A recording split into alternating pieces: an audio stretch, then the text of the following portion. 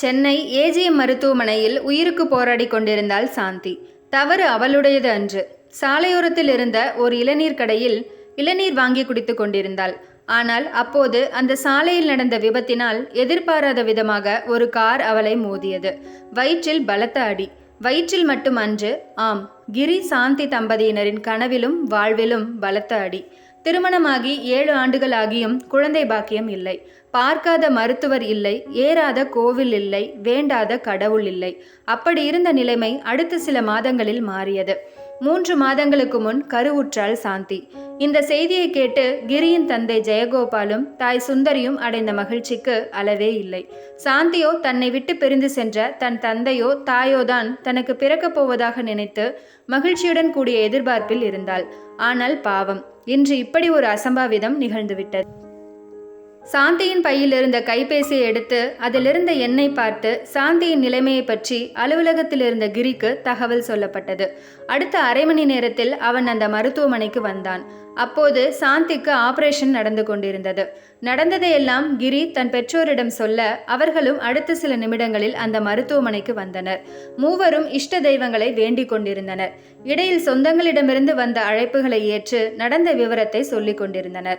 அப்போது ஆபரேஷன் தியேட்டரிலிருந்து ஒரு டாக்டரும் ஒரு நர்ஸும் வெளியே வந்து கிரியிடம் ஏதோ பேசினர். கிரியிடம் ஏதோ ஒரு தாளை கொடுத்து அதில் அவனது கையெழுத்தை வாங்கி மறுபடியும் ஆபரேஷன் தியேட்டருக்குள் சென்றனர். கிரியின் முகத்தில் இருந்த சோகமும் பயமும் அதிகமானது போல் இருந்தது. இதை பார்த்துவிட்டு இருக்கையிலிருந்து எழுந்து வந்து கிரியிடம் ஏதோ சொல்ல நினைத்து ஆனால் சொல்ல முடியாமல் அமைதியாக நின்றார் ஜெயகோபால். பின் அவன் தோளை இறுக்கமாக பிடித்து, கடவுள் இருக்காரு கிரி, கவலைப்படாத என்று அவர் சொல்லும்போது அவர் கண்ணிலிருந்து கண்ணீர் வழிய தொடங்கியது. அவரை கட்டியணைத்து கொண்டான் கிரி. வார்த்தைகள் வரவில்லை. கண்கள் கண்ணீரின் மூலம் வருத்தத்தை, கவலையை, சோகத்தை தெரிவித்தன. மனது குமுறி கொண்டிருந்தது. மூளை கடவுளிடம் பிரார்த்தனை செய்து கொண்டிருந்தது. 2 மணி நேர ஆபரேஷன் நல்லபடியாக முடிந்தது. சாந்தி இன்னும் தீவிர சிகிச்சை பிரிவில்தான் இருந்தாள். அதனால் அவளை பார்க்க அனுமதி வாங்குவது கடினம். அனுமதி கிடைத்தாலும் ஒரே நேரத்தில் மூவரும் உள்ளே சென்று பார்க்க முடியாது. முதலில் கிரியை மட்டும் சாந்தியை பார்த்துவிட்டு வர அனுமதித்தனர் மருத்துவர்கள். அதற்கு பிறகே ஜெயகோபாலும் சுந்தரியும் உள்ளே சென்று சாந்தியை பார்க்கலாம் என்று சொல்லப்பட்டிருந்தது.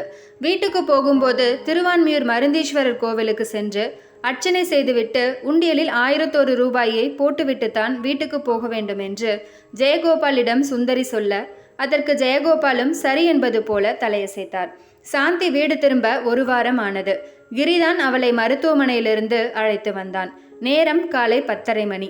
சாந்தியும் கிரியும் வீட்டுக்குள் நுழையும் முன் ஆரத்தி எடுத்து திருஷ்டியெல்லாம் கழித்துவிட்டு அவர்களை உள்ளே அனுப்பினார் சுந்தரி. பூரணமாக குணமாகி இருந்தாள் சாந்தி. ஆனால் அவள் உள்ளத்தில் இருந்த சோகத்தை அவள் முகத்தால் மறைக்க முடியவில்லை. முகமும் ஒரு கண்ணாடிதானே. கிரியின் தோளில் கை வைத்து கொண்டு மெதுவாக நடந்து வீட்டு கூடத்தில் போடப்பட்டிருந்த மரநாற்காலியில் உட்கார்ந்தாள் சாந்தி.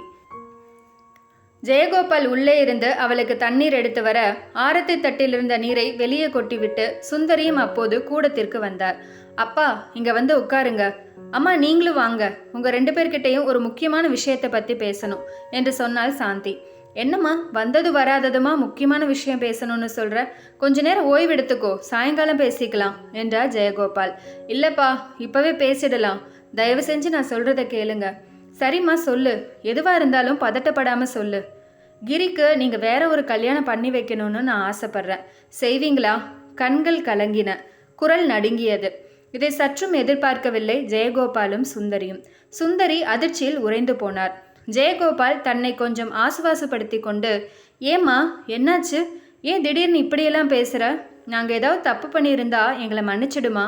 உன் முடிவு கொஞ்சம் மாற்றிக்கோமா ப்ளீஸ் என்று கேட்டுக்கொண்டார். குரலில் இருந்த வருத்தம், நடுக்கம் அவர் சொன்ன வார்த்தைகள் மனதிலிருந்து வந்தவைதான் என்பதை உணர்த்தியது. சுந்தரியின் கண்கள் கலங்கின.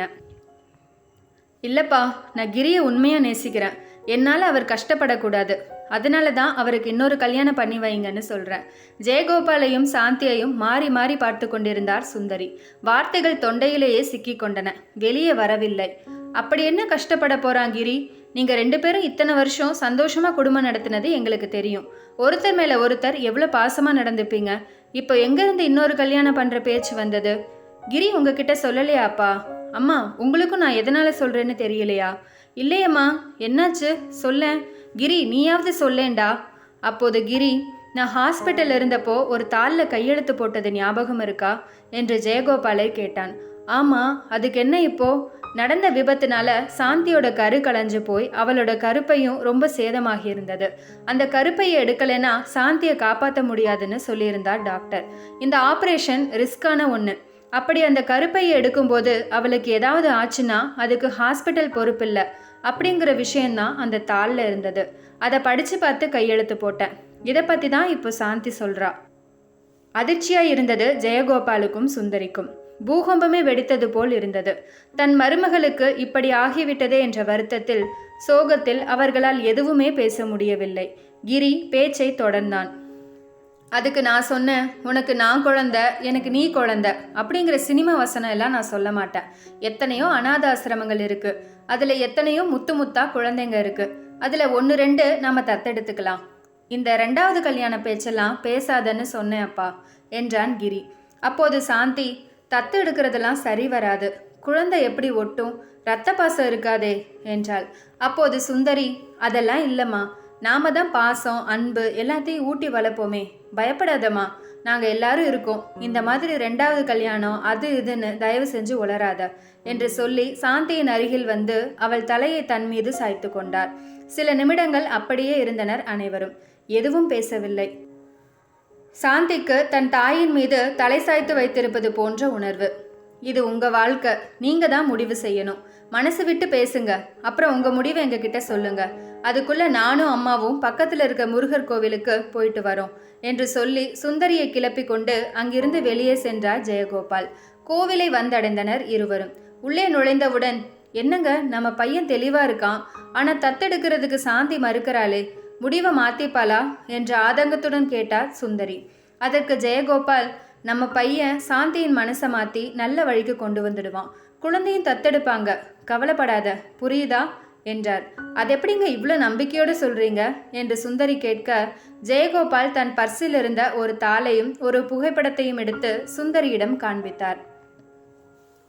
அந்த தாளையும் புகைப்படத்தையும் பார்த்ததும் புரிந்தது சுந்தரிக்கு. கவலை மறைய தொடங்கியது. எதையோ நினைத்து புன்னகைத்தார். முகத்தில் நம்பிக்கை தோன்றியது. அந்த புகைப்படத்தையே சில நிமிடங்கள் பார்த்து கொண்டிருந்தார். கண்களில் ஆனந்த கண்ணீர் நிரம்பியது. அந்த தாளும் புகைப்படமும் என்ன தெரியுமா? கிரியை தத்தெடுத்ததற்கான ஒப்புதல் படிவத்தின் நகல். அவனை தத்தெடுத்த அன்று எடுக்கப்பட்ட ஒரு சின்ன புகைப்படம். அப்போது ஜெயகோபாலின் கைபேசி ஒலித்தது. மறுமுனையில் கிரி, அப்பா, சாந்தி குழந்தைகளை தத்தெடுத்துக்கிறதுக்கு ஒரு வழியா சம்மதிச்சிட்டா என்று சொன்னதை கேட்டு ஜெயகோபாலின் முகம் மலர்ந்தது.